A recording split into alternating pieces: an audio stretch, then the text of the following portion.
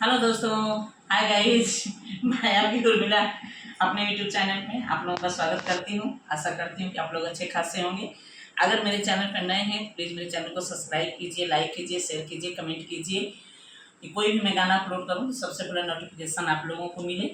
और आज हम दोनों बहनें आपको बहुत एक प्यारा सा चुटकुला सुनाने जा रहे हैं। अच्छा लगेगा तो ढेर ढेर सारा कमेंट कीजिएगा, ज़रूर बताइएगा चुटकुला कैसा लगा आपको। एक बहुत प्यारा सा बहुत पुराना चुटकुला है, कहारवा का चुटकुला है, वही मैं सुनाने जा रही हूँ। अच्छा लगे तो कमेंट में जरूर बताइएगा। नारा नाई देशवा बिराना, नारा नाई देशवा बिराना, नारा नाई देशवा बिराना, नारा के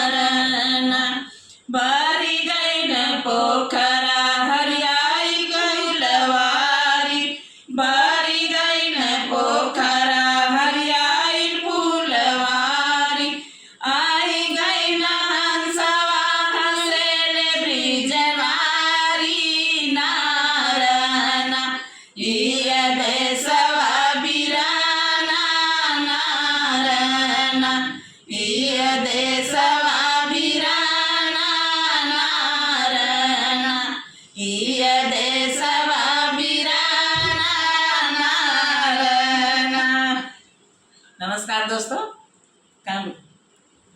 गीत कैसा लगा कमेंट में ज़रूर बताइएगा। तब तक के लिए बाय बाय, मिलते हैं नेक्स्ट वीडियो में।